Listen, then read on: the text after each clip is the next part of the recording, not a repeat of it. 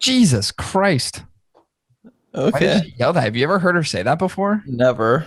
I think it's, Recording in progress. That's yeah. weird. I don't know why that happened. I don't like it though. Cool. New episode. We skipped New last episode. week. Now, do I want to apologize for last week? Not really. The reality is I was not in a good mindset to have a podcast because at Thursday, so we record these on Thursdays. Today is Thursday, but you'll hear this Monday morning. Yeah. This particular time last Thursday, I was about, I would say, seconds away from murdering at least 7 people. So I was not in a good mind frame to record a podcast and, be my normal jovial self. I was probably going to be a little bitter, maybe a little upset, slightly aggressive. So I didn't want that to happen. So I just knew it wasn't going to be good. And I took a deep breath. And Chris, I told you, you know what? We need a week off. We just need to take a week off, and nothing to do with the podcast at all. Just a bunch of other stuff going on, mostly with work that just makes me ultra aggressive. I go aggro and just fucking want to kill people. Yeah. So it's been a little frustrating. So, but here, we're back at it. We're back at it this week, and I'm excited to be back because we're rolling very quickly into episode 200, which obviously is a massive milestone episode. I think there's like maybe 1 or 2 other cigar podcasts that have eclipsed 200 episodes. And they've been around for a long, long time. We've been around for 4 years. And so it's kind of cool to think about, like, wow, we've done 200 of these. How weird is that? It seems weird. It feels, in a sense, kind of odd in the fact that we've talked for essentially more than 200 hours, probably about 250 hours collectively. Oh my God. Yeah. Through a pod, because we had some podcasts that were like 2 hours long. We don't do that as much anymore. That was kind of early on when we didn't know what the fuck we were doing. But just think about like 250 hours of just us. Like, could you imagine? And it's weird too, because I've had people ask, like, where should I start? Oh, I want to listen to your podcast. Where should I start? And I go, I don't know. Like, I don't remember what any of those podcasts were back then. Like, we've interviewed multiple guests multiple times. I have a pretty good memory when it comes to this stuff, but there's like, I've had people seriously recount stuff that's happened in a podcast. And I'm like, I don't remember ever saying that. Like, I don't remember that happening.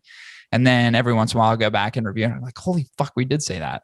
So it's just interesting, the fact that you have 250 hours roughly of recorded time that's just out there. And like, I don't remember most of it because we've done so much of it. It's kind of crazy. Yeah. I can't really recall anything in any episode unless I get a tickle up my ass to want to hear myself make jokes. Yeah. That's the other thing. It's a little cringeworthy, isn't it? To reflect on your own conversation. It is a little weird, but I do like, I think I'm just slightly sociopath because I enjoy listening to myself crack jokes. And how is that being a sociopath? You obviously don't understand what a sociopath is. You mean a narcissist. Well, a sociopath is someone who's so about the jokes they make. Sure. We'll go with that. But that said, I listen into episodes to, critique jokes. How can I improve for next week? What are some things that I learned? Did Corey laugh? That's usually a no. If he does laugh, duplicate that. Yeah, it's hard to crack my my laughter shell. It's tough. And I admit it's tough. There are probably things I should laugh at more. But Chris, I will say this. You are very funny. You're very naturally funny. So there's 2 things why I think it's tough for you to make me laugh, so that when you do make me laugh, there's a high level of importance to it. Like, it's meaningful, right? Because 1, I've heard you my entire life. That's number 1. And number 2, when I'm in the throes of moving this podcast along, oftentimes I'm thinking about what's the next topic I get to and how do I get Chris to shut up to get there. So when you're on these weird rants talking about cheetahs in the wild, although naturally and favorably to the podcast, very funny, for me, my mind is going next topic, next topic. Did I literally talk about cheetahs? Yeah, you did. That was probably 6 months ago or more. Holy shit. Yeah. So it's not that it's not funny. It's just like my mind is preoccupied with just trying to get us to the next thing, because I know you're not always aware and conscious of the time, but I'm always reflecting on where we're at in certain points of the episode. So if you ever notice that as we record an episode, strategically, there's a certain marker, a certain window of time of which the review begins. And that's because I make sure that we end one conversation as to go into the other to make sure that we hit right about that hour-long window. So it is strategic. So when you go on these things that you do where you're trying to make like a long-winded joke, like where there's a build-up to a build-up, and then that build-up also has its own build-up, and then there's supposed to be a punchline somewhere in there. Yeah. That window of time that you take 10 minutes, sometimes I'll interrupt to just cut it right off. So again, not that you're not funny, you're hilarious, but ain't nobody got time for that. I would be a terrible newscaster. Because you would ramble. The live feed would be like 16 minutes long. Like you're cutting into Jeopardy. You'd be the person on the news they constantly cut off. You'd be in the middle of a thought and they just end it. For sure. Which would be hilarious. Although I feel like that job has got to be really tough because someone's always in your ear. Like someone's like 30 seconds, 20 seconds, and you've got to just keep your fucking composure. There's no way I could do that. Someone at work called me was it yesterday morning, like really early yesterday morning. And we have like a podcast at work now, which is like, it's more of like storytelling, I guess. It's like storytelling time. Could you imagine storytelling time in front of like a kindergarten class? It's kind of like that. Like everybody's reflecting on, oh, how was your first day of school type thing. It's actually pretty cool. It's really neat. The audio is pretty well done, although I could do better. And so the person who does it called me early in the morning and was just like, hey, can you do me a huge favor? And I'm like, yeah, what's that? The question was, can you tell me like what, in terms of like our, like we have like this acronym FIT. It's family, integrity, teamwork, tenacity. There's two I's, integrity, titties. Or is there two T's? Or is there two F's? Tight titties. No, there's two I's. Family. Is there an honesty in there? No, honesty, integrity are like the same thing. I forget. Anyway, they're going to kill me if ever. Seriously, don't fucking remember this. Anyway, so it's an acronym. And then, so the question was, what does like the family aspect of Almo mean to you and like the support around? And it was just like, oh, I'm supposed to answer now. Like you want me, like, I can't think about this. And he's like, no, I want it to be like authentic and from the heart and like candid. And it was just like, boom, I'm on the spot, like immediately. I hate that. Yeah. Which is weird because I'm used to having things laid out in a certain way, and not that, like for you and I, we always have these very succinct, natural conversations, but we've built up chemistry over a long period of time. Sure. I don't have chemistry with this other guy. And also you're asking me a very important question. You know, here I can be free and I can talk freely and I can say the things that I want to say just off the cuff. Dude, when I'm talking about like important stuff about like work and what my work means to me and how this organization has supported me throughout my career, it's like, give me a minute to think about it. He's like, no, you get no time. And I was like, all right, here we go. Those on the spot, like exercises, always are anxiety inducing. You know what though? Yeah, they are. It's that fear of like saying the wrong thing, you know, and just not having your shit together. But at the same time, I am so used to doing things off the cuff. Yeah. Like just in the work environment where it was just like, I literally told him, I was like, all right, let's go. And it was all like, right, boom, everybody boom, boom, boom. Around the table. What's one thing you love about working for the company? Let's start with you, Chris. What was the question? What's one thing you love about working for the company? Like, I love the free fruit in the cafeteria. Like, it's like, that's not free. Company parties. Ooh, shit. Yeah. Like, what do you say? You're on the spot. It's like, I don't know. It was weird. I mean, it was fine, but Like I don't know now where they're I'm gonna, going with now that they're whole gonna think I'm an alcoholic and I only come to this job to get free alcohol. thing. Yeah, that's true. So we have an interesting podcast today. It's not a review, but But it's a review of ourselves. kind of. If we can reflect back that far, which I know I can, I Yeah. can reflect back that far. But we've done a series of these, and there's certainly a lot to do. And today we're doing another hashtag cancel this. And it is 5 things we hate about the novice cigar smoker. Now, this is going to turn some people off, right? I'm going to call it right now. Is going to turn some people off. By the way, if you're a cigar novice smoker, don't do these things. And also maybe don't listen to this podcast. So I'm giving you a warning. 3, 2, 1, hanging up. All right, now we can proceed. I was thinking about this the other day, and I was thinking topically, I wanted to do another one of these because there's so many that you can do. And I was starting to, I was really thinking back, and most of this is kind of derived through like social media. More often than not, I get this wide expansion of people's experiences in the cigar world. And really, if you just take the time now, like the people that I follow on Instagram are people who have probably been around for quite some time. I actually spent a significant amount of time wiping clean a lot of the people that I follow on Instagram because, my thought is like, there's a lot of people who's like, oh, I follow 30,000 people or not. That's an exaggeration. It's like, maybe I follow 3,000 people. It's like, there's not enough time to go through a feed to understand what through all those 3,000 people are doing in a day. So if you are not interested in the content of certain accounts, you need to wipe them clean. So I wiped some, I think I probably fucking unfollowed probably like 400 people, and really kind of left it to like people who I interact with on a regular basis that I kind of know or have met through Instagram or know personally.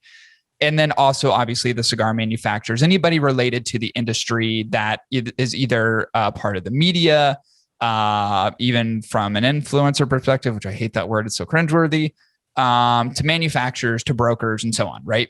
To shops and everything else. Like those I kept following. So that number dwindled to like roughly 700. But before that, you get to see these experiences that people have in the industry, the things that they talk about, the way they interact with other people. And it got me thinking, I'm like, and in particular, there's just like, I was thinking and reflecting back on some people that I would consider who are novice cigar smokers. And then also people, part of this is not just social media. Part of this is like people I know in real life, just the things that they say. I was thinking about an experience I had a couple of years ago. This is my first time meeting this person. And it kind of started with, and maybe I'm spoiling a little bit of the first part of the episode, but the conversation started with, and I had my cigar case, I had my lighter, some nice premium good cigars, right? Probably something boutique that no one else knew about at the time. And I light up the cigar, and this guy goes, he's like, hey, can I have one of those cigars?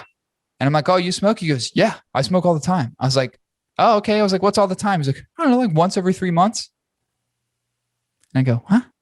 All the time? Once every 3 months? You have 4 cigars a year? I have 4 cigars a day. What the fuck? So it's like, it made me think, and I was reflecting back on like having those conversations with people who were like, yeah, I'm a cigar smoker. I'm like, oh yeah, what do you smoke? Oh, I like Fuente Double Chateau, or like the blah blah blah, the Don Carlos, but any sort of iteration of an Arturo Fuente seems to be like that go-to for everybody. You know what I mean? Yeah. I'm never, no one ever surprises me and goes, oh, it's this brand, and one of which I'd be like, oh, that's surprising. You know what I mean? In a good way. It's never that. It's always the same thing, right? Typically some sort of iteration of CAO, which again, we talked about, we can reflect on our own experiences when we were cigar novices. CAO guy right here, admittedly. So what I'm not saying is what I hate about everybody else is also the things I hated about myself when I first got into cigars. So with that, I know that was like a long-winded introduction into like what this whole episode's supposed to be about. But topically, I thought this would be a really fun one to discuss because I think it's going to hit home for a lot of people. So these are no given order. So that like the way that we're going to go through these 5 is just kind of at random, just what I put down first. And the first one is the cigar novice smoker always likes them and says the bigger, the better. This is one thing that I fucking despise about novice cigar smokers. This is something that actually makes me really fucking angry. Is when someone suggests that like a 6x60 or 7x770 or 6x70, anything iteration of 60 ring gauge or larger, which by the way, when you're a cigar novice, when you're like a true novice smoker, you don't know what vitolas are. Like, you don't understand. You just know you see a big cigar, a lot of tobacco, gotta be good, right? I fucking hate having those conversations with people as to suggest that this honking fat donger is flavor wise, construction wise, and I would say even almost at that vitola, most importantly, which I would say flavor is obviously paralleled with this from a burn perspective, somehow better than even like a traditional Robusto or a Toro. I've heard that from so many people, and you're like, what's your favorite cigar? And they go, oh, it's this. And then it's like, okay. And then through conversation, you start to uncover like what ring gauge they like. And it's like always the bigger, the better. And I've, usually here's the thing. And Chris, I know you've said this before, to each their own. You like what you like. But I think you and I would both agree that let's take a cigar in a very large vitola, and let's just say you scale it down, right? Let's say it's like the JFR Lunatic. For example, the JFR Lunatic is that fat, honking, short, fucking thick dong. And you scale that down into something that's a more manageable smoke, something that you can fit between your fingers. Now, I've had the JFR Lunatic, the really ridiculous, honking, fucking short, fat one, which I thought was atrocious. Same. And I've also had an iteration of the JFR Lunatic, which I think is a newer one that had a shaggy foot that was really good. So we talk about this before. We talk about what is the cigar comprised of in terms of tobacco, how big is a cigar? Those two things married together give you an outcome of flavor, burn experience, and so on. A lot of people who are not cigar novices, and most of us who talk on a regular basis and understand cigars, would suggest that a smaller vitola with a better balance of percentage, a ratio of certain tobaccos used, is going to yield better flavors. So, dummies, bigger always isn't better. Isn't always better. Bigger isn't always better. Would you agree with that? It's not about how big it is. It's about what you do with it. Talk to any woman, talk to any man. All of them would tell you, brother, size doesn't make the difference. It's what you do with it. There's plenty of people that are quite satisfied, more satisfied than you would imagine, are more satisfied with 4 inches, 5 inches, 5.5 inches. These are averages. This is what the world's used to. This is what the world's comfortable with. Do you know your mouth is only 4 inches deep? Is it? What is the purpose of shoving a 6-7 inch cigar in your mouth? Do you want a lockjaw? I have a question. Yeah. Can I interject, Yana? Yeah. I've seen videos where if your mouth is only 4 inches long, I'm concerned.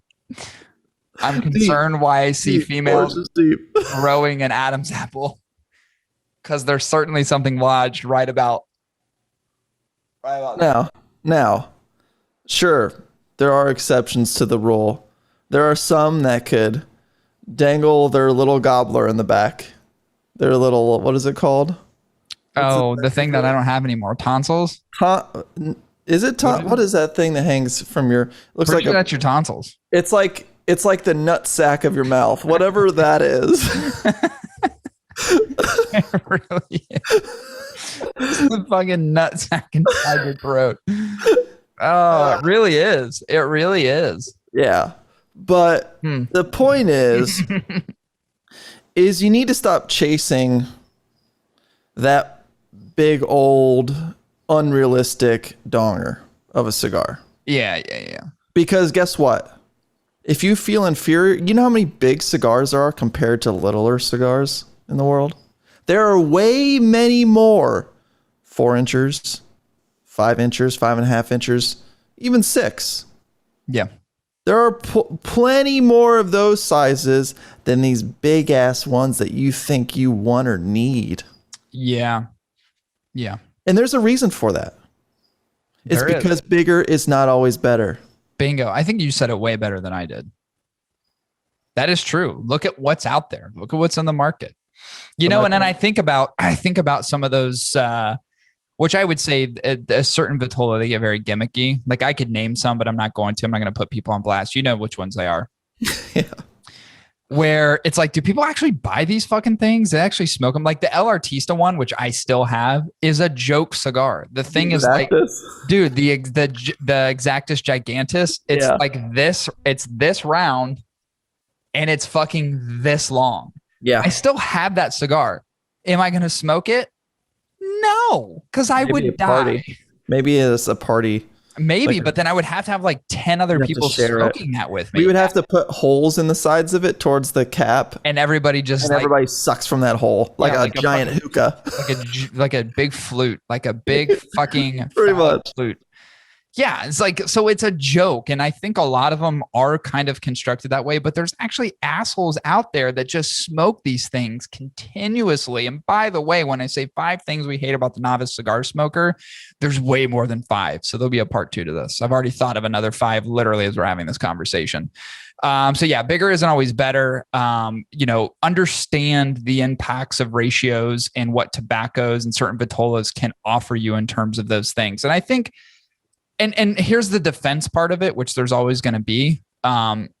Over time, you begin to understand that as a smoker, like as you develop some, I would say, better senses around understanding flavors and just expanding your palate overall, you'll begin to understand that these things at one time that just seem like the whole idea of a large cigar is like novelty. You're actually going to start really caring about the tobacco that you taste. And you're likely to downsize it again into a cigar that has better tobacco ratios. So I think that happens naturally and progressively. Now, the people who just keep smoking large fucking cigars, I want to fucking throat punch you.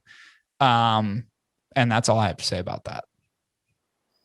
Yeah. You want to find that right cigar, the one that's going to love and cherish you. Don't go big. Yep. Go bold. All right. Topic number 2. I don't know why I wrote it this way on the sheet. Topic number 2 is brand bias bitches.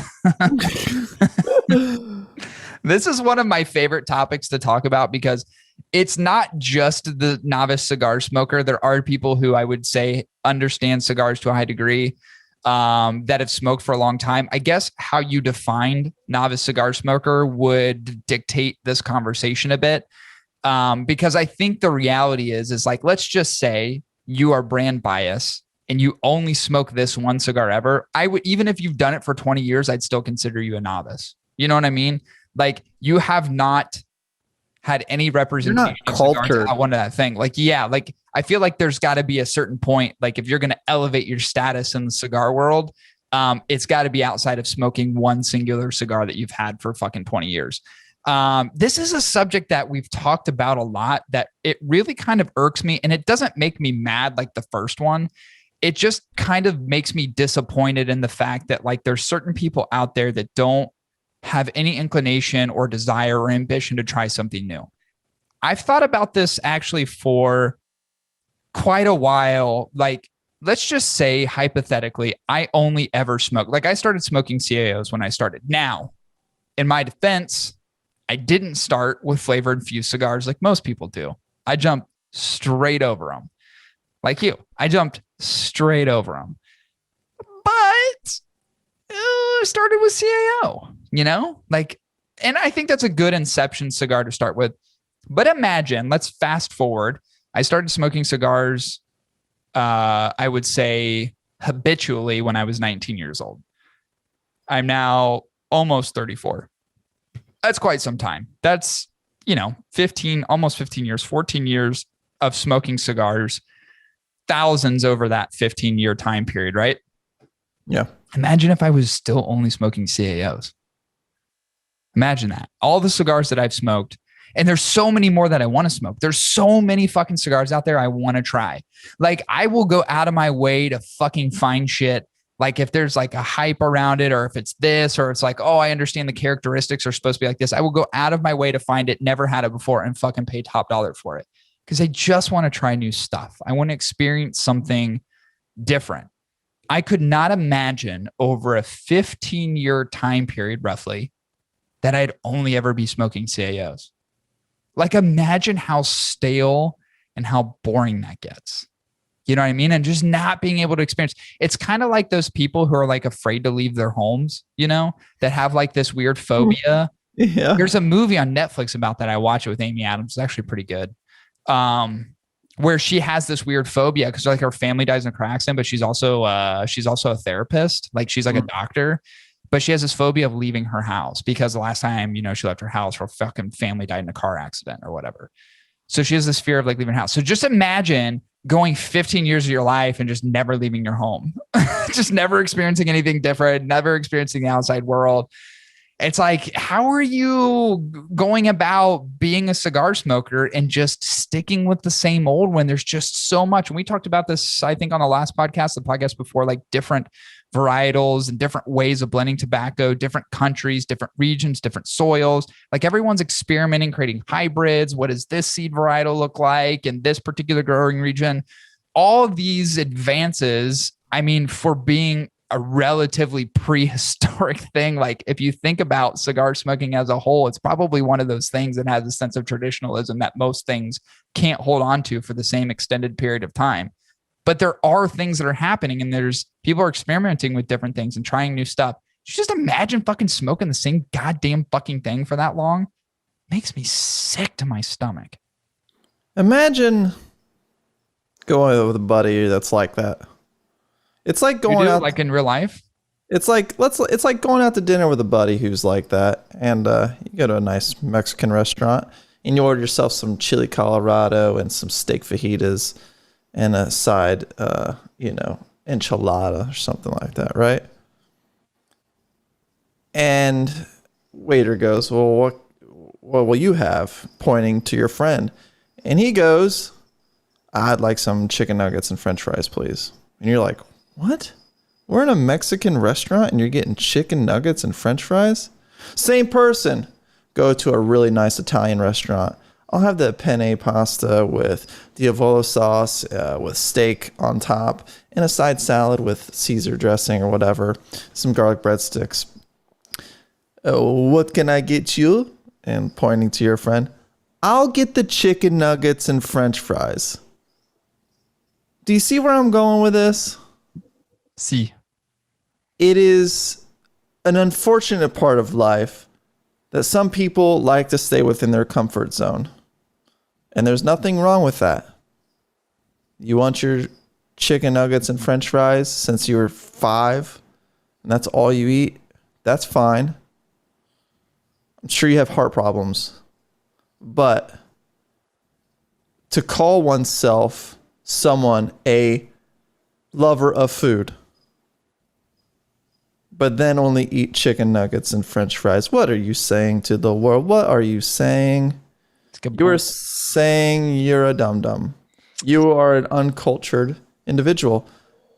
And I would stress that if you do have a bias towards a particular brand and call yourself a cigar smoker or a cigar enthusiast or a cigar aficionado, Here. I ask you this single question. Do you... No, it's multiple questions. Do you smoke every day? Do you smoke the same thing every day? And if the answer is yes, then the trick question is, do you even remember the cigar you smoked last week? Because if you don't, That means your change-ups are so frequent that you don't remember because you've smoked so many things that you really don't remember. And that's my life. That's my life. I would not be able, if it weren't for the reviews that I conduct, I wouldn't remember cigars that I wouldn't remember what I smoked. Like I'll remember what I smoked yesterday. I remember what I smoked yesterday, but if you ask me what I smoked the day before, I don't remember unless I reviewed it. And then I could go back and look at the date and go, this is what I smoked. I don't remember. Yeah, when I'm casually smoking, I won't remember. Now, is part of that because of my concussions and I probably have a mild case of CTE? Yes. Like last night, I smoked the pledge and I don't even remember grabbing it.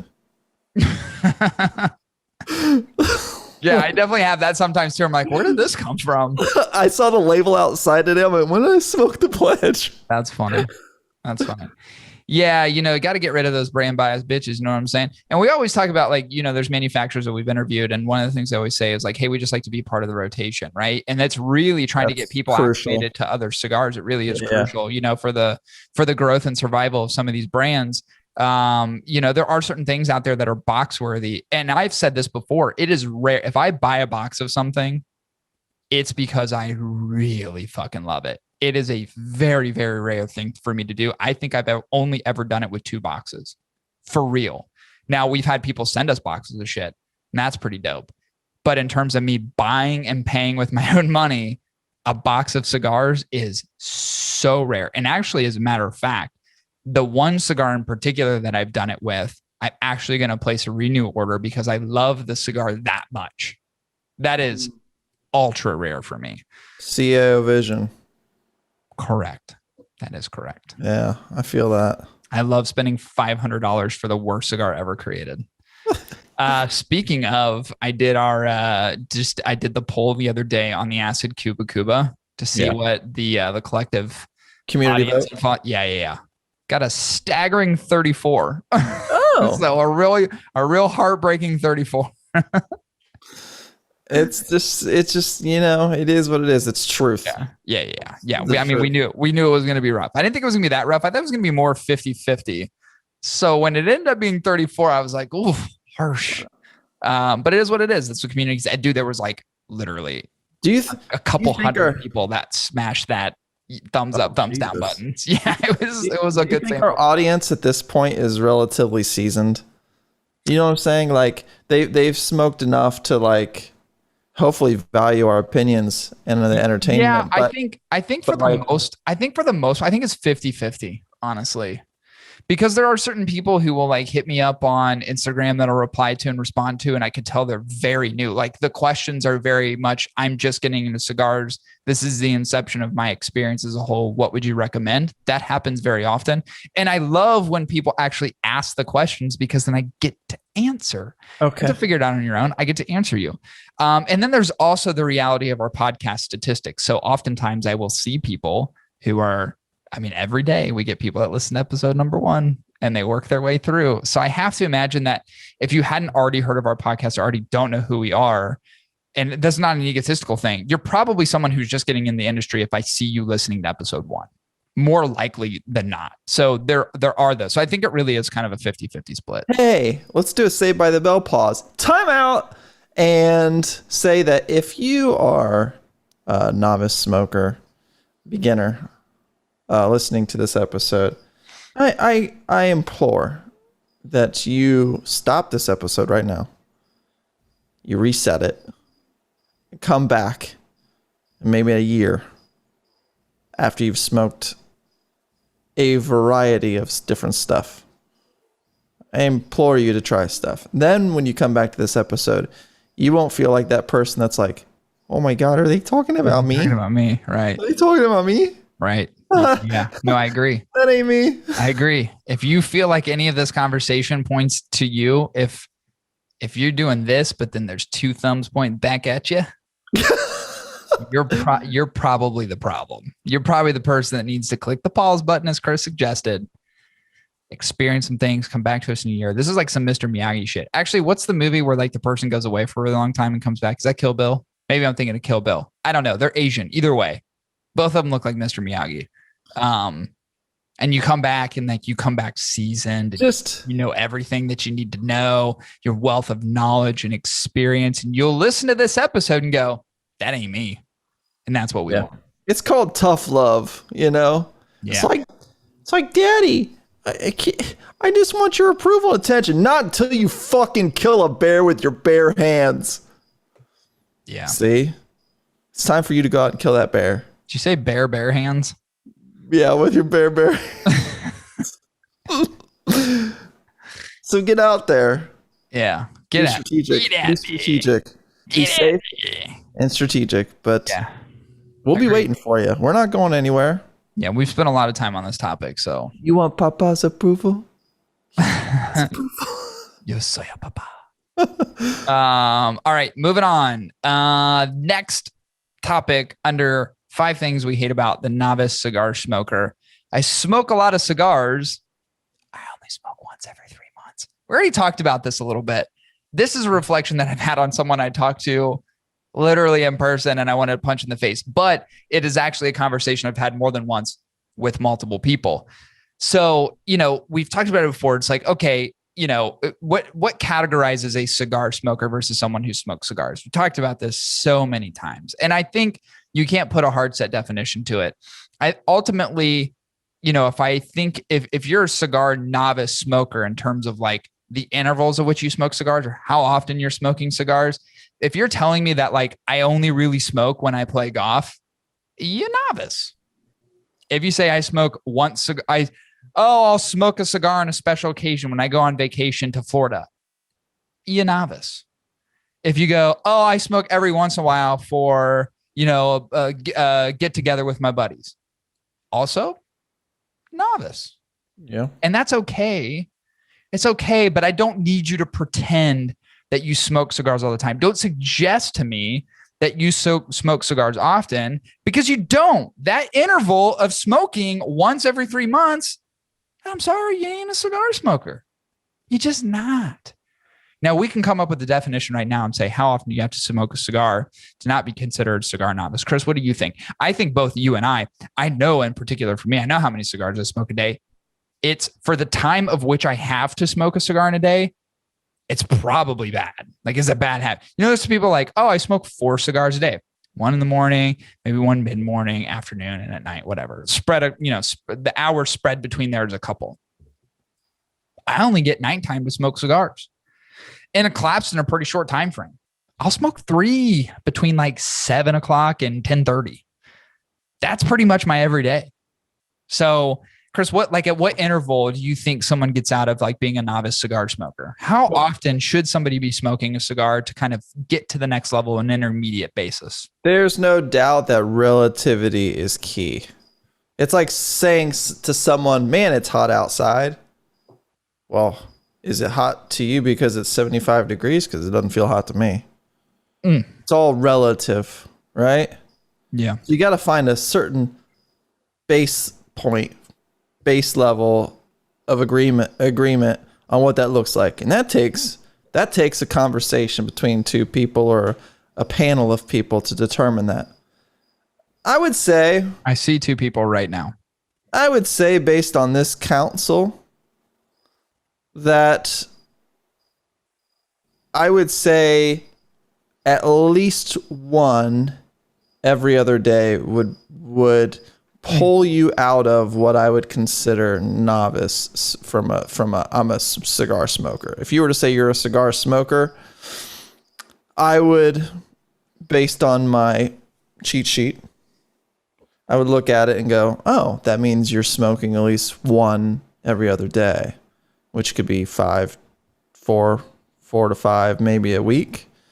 That seems less casual. That seems more I'm involved. That seems more I'm addicted. But that feels less novice to me, and it seems more worthy of the title cigar smoker. I think I don't think it has to be at that rate. If someone were to tell me and suggest they smoke 1 cigar a week, And by the way, they're not just smoking one of the same cigar a week. I'd consider them not a cigar novice. If you're smoking one a week, that's 52 cigars a year. That is certainly above average. You know what? You're onto something here, Corey. I think what's important is we need to establish a ranking system. So we've heard the phrase cigar aficionado. What does that even mean? Is it like wine sommeliers? I don't fucking know. Well, you certainly couldn't say that a cigar aficionado is based upon how much. Correct. But could there not be some ranking systems like our amazing U.S. military? Could there not be G7 through like G13 or whatever? Like private status? Like level. Lieutenant, major? Yeah. And captain and colonels and yes, some way for us to follow some guidelines of cigar colonel superiority. It's actually not a bad idea. I think I would probably be somewhere around like a lieutenant. I feel like a cigar colonel is going to be like somebody who's been in the industry for a while, who also knows how to blend, but isn't like super old school. Like isn't like, a Nick Perdomo or a Carlos Fuente Jr. There's some people that have just been around forever. They would be like the generals. Yeah. But I think a colonel would probably be someone like a Pete Johnson. Pete Johnson would be a colonel, I think. AJ Fernandez would be like a high ranking colonel. I think you and I are like even below. What's below that? A major and then lieutenant, maybe? I think we're probably like in lieutenant. I'll go with that. I think we're, we've got some pull, but we still get kicked around a little bit. You know what I mean? Everything's still our fault. Yeah. Yeah, that's true. I think that's probably where we would rank. So I think there's a frequency. I think there's a frequency. I think there's an experience, and I think there's the education. Yeah. I think all of those things together would help kind of shape or define each one of those levels. Yeah. For people who have experience in the field and have experience blending, obviously higher rank, right? So almost like a resume thing. So when you say you smoke cigars, I ask, what rank are you? And if you don't show me your little card out of your billfold to show me what rank of smoker you are, you're shoveling shit. That means you're not a cigar smoker. You're private. You're entryman. Yeah. That's okay. You got to start somewhere. New recruit. Boot camp. You're going through basics. Yeah. Yeah. You at the bottom. And that's okay. Everybody starts at the bottom. All right, let's move on from this one. I love this topic. Topic number 4, can taste everything they can't really taste. This is an interesting one simply because not only does this happen on the novice level, this also happens at like an aficionado level. So it is not discriminatory at all. But what I've noticed is that when we recognize people who have certain flavor characteristics that they like to articulate to somebody else, I can tell whether or not, most of the time in conversation, I can tell whether someone actually has a lot of experience smoking cigars and who doesn't. And so that's the difference, right? There's some people who do get derived flavor characteristics where I go, okay, this particular person smokes a lot of cigars. They know what they're talking about. They've been doing this for a long time. They understand it. They're educated around it. So on. And then there's other people who go, this is this thing that I taste. And I go, nope, you definitely did not. And that's the novice cigar smoker who is, I think part of it too is wanting to embed yourself in the industry, wanting to embed yourself as somebody who understands. But as I've already suggested and said, part of that understanding comes with time and comes with experience and comes with knowledge. It doesn't come out of just one particular cigar that you smoke, one particular experience that you had. And it's easy to understand when someone's saying those things and saying, okay, here's the flavor characteristics. And you just immediately be able to call bullshit and go, well, no, you didn't. You definitely didn't. You don't know what you're talking about. You're having a stroke, and you just take the experience for what it is, enjoy it, and develop those things over time. And also another thing that doesn't really happen that often, and this is how I know, this is how you can really tell, like when a novice cigar smoker is a novice cigar smoker, when they talk about flavor characteristics that they get, is that they just tell them out openly in the public when one, no one else gives a shit, and the people who are experienced don't say a word. You know what I mean? Like every once in a while, like you and I will sit there and talk, and we'll talk about like baseline characteristics. Oh, this cigar's super smooth. It's very creamy. Right. And then there's the concentration effort that you and I have as it articulates to a review, like a process that we put into place. Yeah. It's interesting to me when people are sitting amongst like a group of people and they're like, it's like, you got Dr. Pepper. There's a little bit of that, get a little bit of that Dr. Pepper. Oh, you get a little bit of, do you get a little bit of that cardamom? Are you getting a little bit of that pie crust? Just got a little bit of, just a little bit of the crust on the tip of the tongs, kind of sits back on the palate. You get a little bit of that white pepper, not to be confused with the black pepper. It's I don't know about white pepper, and it's got a slight bit of hint of red pepper. I think it's an interlaced white pepper and red pepper that just sits right on the back of the palate. I don't know about you, but this is like sauteed garlic. Dude, this shit drives me fucking nuts. And I've heard people say that, and I've been with people who say that, and I just want to rip their fucking throats out because it's annoying as shit. Don't do that. You're novice. It's okay. I think it just comes down to, trying to assimilate yourself with what you read, right? So when you read about a cigar and I agree. It's romanticized with all these flavor characteristics. You want to be that person that when you smoke a cigar, you're the same type of person that can derive these flavors.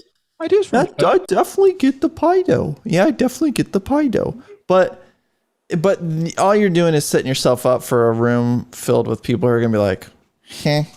Yeah. Like, yeah.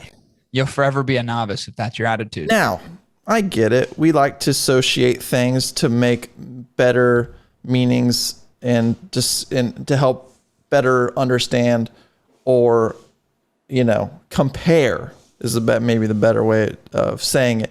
Compare to things that we know, like music. Oh, that's a pop song. I'm listening. Doesn't that sound just like Justin Bieber? And it's like, XYZ band, doesn't even matter in the reference. But how people always say, oh, that music sounds just like this band. Right. Yeah. Yeah. And I think we do that with cigars too. We kind of try to make sense of flavors. It's like, that tastes like cinnamon. That tastes like black pepper. Yeah. And we try to associate with things that we know. It's like that desire to be just in the mix. You know what I mean? Like it is like a weird desire just to be like, well, I know what I'm talking about too. Now, here's one of the reasons why, especially when we were talking about like the flavor aspect of it. I think, and I'm making a guess, but I think it's an educated one. Derived flavor characteristics and explosion and expansion of flavors really comes out when you retrohale a cigar, right? And if you're listening to this and you don't know what retrohaling means, you novice, hang up. When retrohaling cigar, you get all the explosion of those flavors. And then you begin to kind of pinpoint, okay, this thing has this kind of flavor association. It's like this. It reminds me of this. Like there's that, there's the connection between, this every sense that you have in your nose versus what's in your mouth. And then of course it all goes to your brain and says, it's this thing, right? I texted you the other night and I said, I'm smoking something that tastes like straight cough syrup. Dude, I thought I was dying. I was like, I'm having a stroke. This cigar tastes like cough syrup. Like, dude, straight fucking Dimetapp. I'm like, what is going on with this fucking cigar? I told Lauren, I was like, I don't know. I was like, it's such a terrible cigar, but I can't stop smoking it because I just feel like I'm taking myself back to when I was 8 years old with like a horrible cold in the middle of January. Like, I'm just going to keep going. But you start to uncover those things over time, right? Like but here's my argument. How many cigar novice smokers do you know that know how to retrohale a cigar or even attempted to? It's a very displeasurable thing that you do that you get accustomed over time. You know what I mean? And like even seasoned retrohaling, cigars not. There's certain cigars that you ain't gonna you're not gonna fucking bullnose them through your nostril. It's just not gonna happen. I did it the other night mistakenly with a cigar I probably shouldn't have, and I was like, felt like you were being maced. Oh no, I had De Niro face. I had De Niro face for like fucking 10 minutes. It's not fun. It's not fun at all. It was terrible. I was like, why did I do it?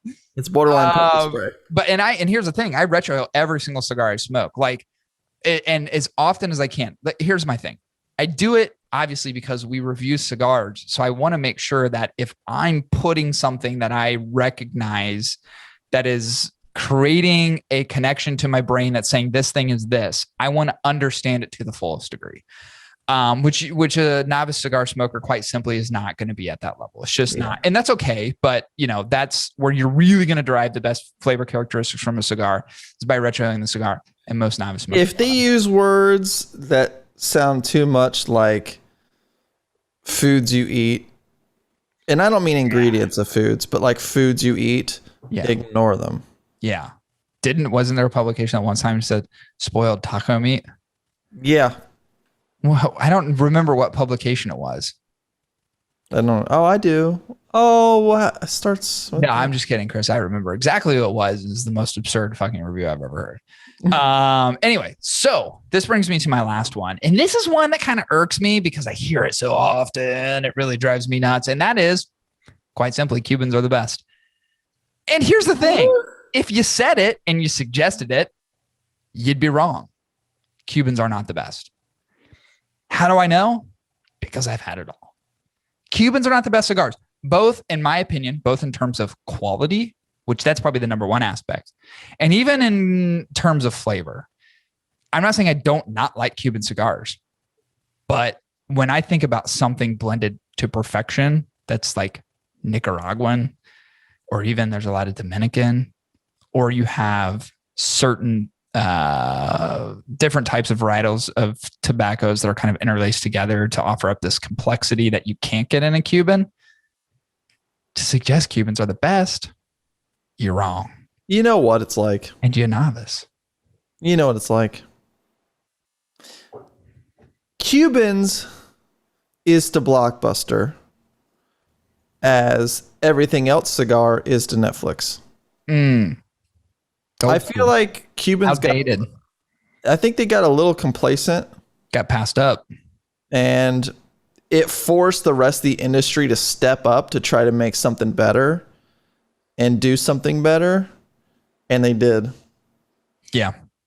Yeah, I agree. And here's the thing. It's like, I have a sincere appreciation for Cubans because of the history, right? In terms of cigars. Yeah, sure. For sure. I also have, one of my favorite cigars to smoke is the Monte Cristo No. 2.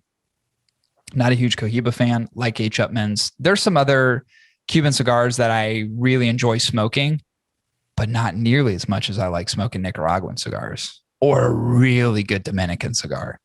Like, they're just not on the same, in my opinion, both in terms of quality and flavor expression are not on the same level. It's interesting because when I went to Amsterdam, there's a cigar shop there that actually is like 3 shops. The same person owns 3 shops. This shop happens to be the most popular, and it's called Cigaragua, which is a way of saying cigar Nicaragua. With Nicaragua. So what does that tell you about the place? All the cigars they sell are Nicaraguan. It's the most popular cigar shop there. Their Cuban cigar shop is maybe, I would say, 20% the size, probably even smaller, of that location. This is the one where they house all the events, they host all the parties. This is the one with the largest humidor. And it's quite simply filled with a ton of Nicaraguan cigars. That's the cigar shop that I went to. And they had a ton of stuff I never had to. Dude, this place is fucking unreal. I've got a dope ass video of the humidor. I mean, it's literally the coolest fucking place I've ever been to. But it's all Nicaraguan. Well, why is that? Well, I think there's a desirability. I think in terms of cigars in other countries, and I do think like European countries are very accustomed to Cuban style cigars. We talk about that, like the cafe setting and all that, which I love. I think it's fucking awesome. I think it's so cool. I wish I lived in Europe for that reason. So I could sit out with kind of my tight jeans and my black boots on early in the morning with my kind of loose, but yet fitted t-shirt and my fucking like combed over haircut and sit out of a cafe with my leg crossed, smoking a cigar, eating a scone, and drinking an espresso. That is my dream. It's my literal dream. I would love to do that every single morning. But I'd also suggest that I could pair something better with that espresso and that scone than a Cuban cigar. So I think like Cubans are very highly European, but I think like Cigaragua highlights the importance of especially Nicaraguan tobacco. And that shop has flourished as a result of like their intentionality around the type of market that they serve. So I release this kind of in a conversation with Cigar Novice because I hear it so often. It's like, oh, I smoke Cuban cigars. Oh, so-and-so gave me a Cuban cigar. Oh, so-and-so gave me a Cohiba. And like people use it almost as like a status symbol thing. Like, look what I smoked. I'm like, dude, everybody can get Cohibas. Everyone can get Monte Cristos. Everyone can get Chapmans. Everyone can get Romeo Julietas. Everybody can get those cigars. Like they're not hard to get. Like I know websites you just buy them on. There's friends that can give them to you. You can purchase them on second, fucking Facebook Market, whatever. Like you can find them. It's not a big deal. But that seems to be the association a Cigar Novice wants to create with their own personal reputation in the cigar world is that, well, I smoke Cubans. Yeah. I'm high class. I smoke Cubans. I'm like, but you're not. You're not smoking a great cigar. You're smoking something that's kind of subpar, all things considered. Yeah. And what about that price? Oof. I mean, depending on what you get and which country you get it from, it's expensive. There's some places where like Monte Cristo number 2 is $7-8. I would say, but a Cohiba, you're going to pay $50-$60 for that? Are you fucking serious? If you're a novice smoker, just hold off on Cubans altogether for a little while. There's no sense in smoking them. Honestly, the best thing to do is smoke other cigars first and then go to Cubans. Come back. Yeah, and then come back and try Cubans. That's the best way to do it. Yeah. Because I think you would have more of an appreciation for a Cuban cigar and what it is and the flavor expressions than you would if you were to start with that with the misunderstanding of like what a cigar really is supposed to be like. Yeah. That's just my thoughts and feelings on it. But I mean, I will argue to the death that Cuban cigars are not the best cigars. I'll argue with a Cuban. I'll argue with the Cuban government, who, by the way, has owned Cuban cigars, especially Cohiba, for a long period of time. I'll argue it with a military personnel from Cuba and go, yo, Cohibos suck. I don't know why I did that in an Asian accent. I don't know really how to do a Cuban accent, which is Spanish, I guess. You just, I get it. It's again romanticized in the industry. Like that is what you want. You want that status. You want that ability to say, I smoke a Cubano cigar. Yep. But you ever see the smile on someone's face when they say they've gotten Cubans? Yeah. They're like, they're so giddy. They do that cigar. Or it's like that slightly pretentious posture of like, yeah, I just got some Cuban cigars in. And gonna smoke them this weekend when I'm out on the golf course with my buddy. Did I tell you I wear Nikes on the course? Did I tell you I met Tiger Woods once? You know what? I know I got an 8-month-old back with a wife who's threatened to divorce me, but this is my time, and I'm going to go on the golf course and smoke this Cuban with my buddies. And we're going to play 10. We're going to play not the back 9. We're going to play all 18 holes. It's going to be great. Dude, I've had a subset of Cuban cigars that have sat in I'm pretty sure they're bad now. They've sat in my humidor for like 3 years. I should actually smoke one tonight. Now that we're having this, or I'll probably smoke it next week. No, maybe I'll smoke it tonight. I think I'll smoke it tonight. I'll probably smoke one tonight just because we're having this conversation, and then I'll just go, ooh. Yeah. No, I actually have like 3 or 4 Monte Cristo number 2s in there, which those all fucking savor. That cigar is the exception when I talk about a Cuban cigar. It is fucking unreal good. So insanely popular. There's a reason for it. Cohiba's overrated. That's the one everybody wants to brag it out, right? It's like this braggadocious thing. Oh yeah. The best part is when someone suggests they have a Cuban, and this happened to me. Quick anecdote, nice story before we end this podcast. This happened to me a few years ago in Vegas. I was with somebody that I work with, not a part of the AMO organization. We're at this party at this place called the Town Nightclub, which is in the Venetian. Pretty cool nightclub. If you walk into the bathroom, there's this little Spanish dude that sits in there who squirts shit on your hands and hands you a little cup of, like mouthwash and dries your hands off for you, does the whole thing. You tip him a couple dollars and he's like, hey. also sells cigars on the side, right? He's got a box of cigars that's sitting there. And the person I with, who, by the way, I've smoked cigars with so many times, is like, oh, hey, he's got cigars. I'm like, oh, cool. All right, let's check him out. Let's see what he has. Maybe we'll just grab one, because you smoke everywhere in Vegas, so it doesn't fucking matter. You smoke inside the nightclub. You can walk out to the full side. Doesn't make a difference. I was like, yeah, cool. Let's see what he has. Starting to look at the box, and I'm going through, and I'm going, and he's like, oh, dude, he's got Cubans. And I looked at the guy and I go, I'm looking him, this little Spanish dude, dead in the eyes. I go, no, he doesn't.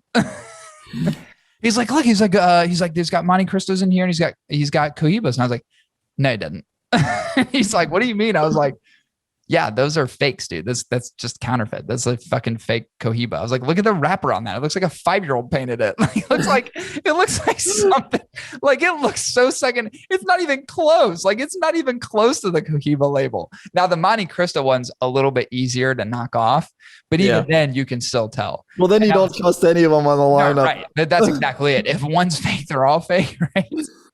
And I look at the guy and I go, dude, this is no joke. This is a true story. I go, those aren't real. And he goes, sir. He just kept saying, sir. And I was like, they're not real. And he was selling them for like $25 a piece. He's like, it's a good deal, $25. And I was like, no, but they're not real. And I was like, listen, I'll give you $5 for, I'll give you $5 for $5 each for 2 of them. So $10. And he goes, deal. Yeah. Because they're still cigars. They're smokable. Yeah. They're just not Monte Cristos and not Cohibas, but it was worth $5 a piece for me to go, for sure. Give me 2 of those cigars. I'll peel the fucking label off. We'll go out front and smoke these bad boys. Yeah. So funny. I was like, I literally looked at him dead in the eyes. Short little dude. This dude was like up to my neck. And I go, those aren't Cubans. He's like, sir. And I was like, those aren't Cubans. And then I started pointing out why they weren't. And the guy that was with was like, oh shit. And I was like, $5 for that one, $5 for that one. He goes, okay. That was it. He's trying to sell them for like, I think the one was $23. I was like, and many people were walking in there paying it. Probably duped them, yeah. You fucking idiot. I'm sure underneath the cabinet where the sink was all these fucking counterfeit cigars. He's selling for $23 a piece. I'm like, God damn it. So many people in this nightclub got ripped off. He probably went into a cigar shop. It's like, I want to make like 200 cigars, and like the unlabeled, probably just like make whatever Vitola or whatever, and then I'll put a label on myself. Just whatever secondhand shit. Yeah. And I mean, that's why when I go to Vegas, so if you go to the like kind of the end of the main strip before you can get to Old Vegas, that En Fuego Cigars is there. And that's a cigar shop that you want to go to that has all the good shit. You don't want to buy that. Like, you can buy stuff from the Davidoff stands inside the hotels, but like for a normal $20, $17 Davidoff Nicaragua, you're paying $40.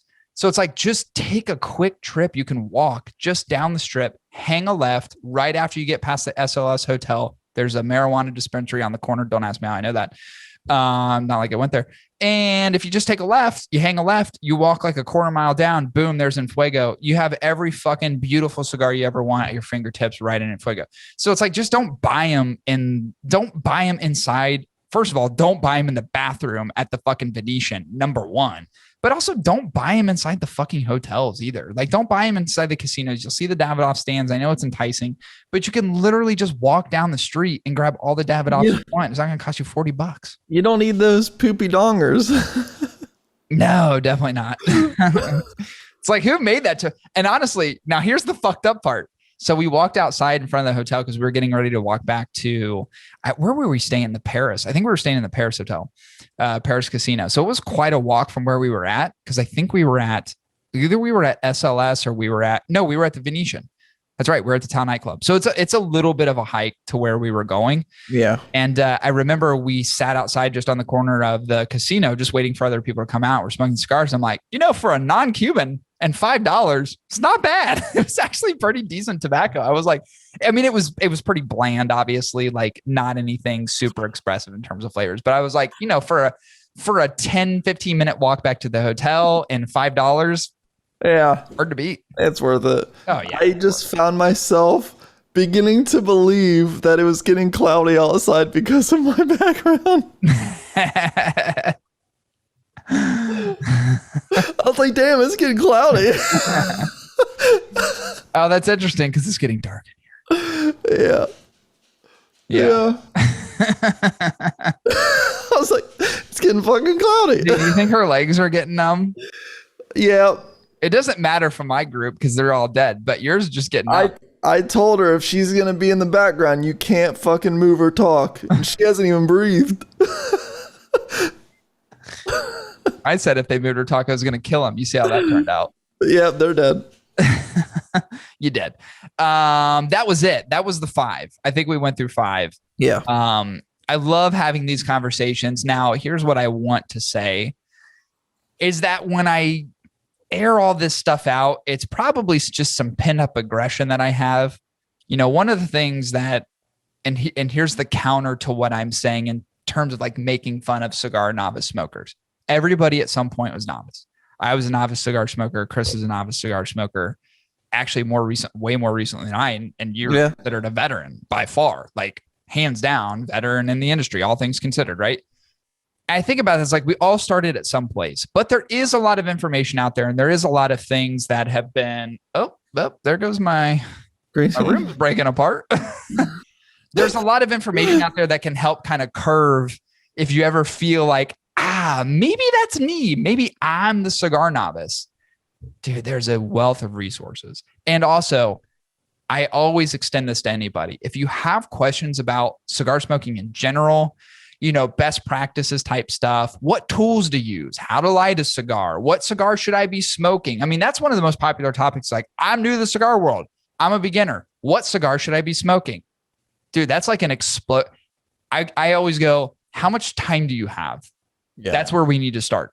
And so I always ask people, like, if you have questions, dude, seek the advice and opinion of someone who fucking smokes all the time. Shorten the learning curve. I'll put it that way. So everybody starts somewhere. Obviously, these are just really fun episodes for us to talk about these kind of crazy topics. But the reality is, like, dude, we all fucking been there. And you just have to gain knowledge and experience over time. You've got to make sure that you are, I would say, being creative around the things that you do in the cigar world, like keeping it fresh, keeping it new. The brand bias thing of it drives me nuts. Experience something different, challenge yourself, try something that your friends are trying that you've never had before. Just go, hey, I want one of those.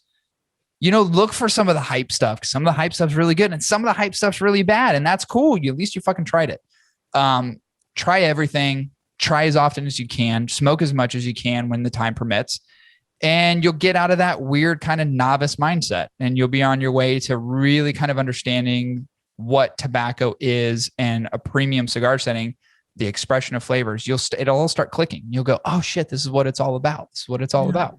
Yeah. And when you've done it, come back this episode, because finish this episode. Both of your cigar papas will be waiting. Yep, we'll be waiting. We're here for you. You know, the last couple of people that were waiting. You want to earn waited a little too long. You want to earn Daddy's respect? We'll be waiting. Come back in a year or so. We'll be waiting. Right on. All right, let's wrap it up. Oh, one of the things that you can do is you can visit our show sponsor, My Cigar Pack. Visit them at www.mycigarpack.com. I don't remember what was in this last pack because Alex sent us 2 packs. What I will say, and there was a smattering of Crown Heads, kind of took me back to the what was the first Crown Head cigar that we smoked? The Jericho Hill, Willie Lee, and I think the OBS was in there. So there is kind of smattered with some Crown Head cigars, some other really, really good cigars, but the factory direct this month was from Espinosa. Can't remember the name, something in Spanish, of course. And I smoked 2, and there's a variety of those in the factory direct packs. Dude, the one I had, first of all, love the Vitola. Dude, that cigar was fucking rich. Most Espinosa cigars they always pack a punch. I feel like for the most part. They do. Dude, this thing was rich. It's very good. Awesome month. So check out My Cigar Pack, www.mycigarpack.com. You can also check our website. Posted a review this week. Can't remember what it was. It's actually going to be like a total of 4 to 5 reviews this week. Yep. Posting one tonight. It's Thursday. So by the time you listen to this, it'll already be out. There'll be like 4 more out. What did I post, Chris? Oh, the Epic Maduro. So Epic Maduro, you can check that out. You can probably see it like right Epic here. So you'll see the Epic Maduro, right? Yeah. So check that out, www.hotticketweekly.com for reviews, news, and more. And you can get the podcast episodes on there too. So feel free to check everything out in one spot. All right. I think that does it. Anything else you want to add, Chris? No, just should probably feed your kid. Daddy's waiting. Daddy's waiting.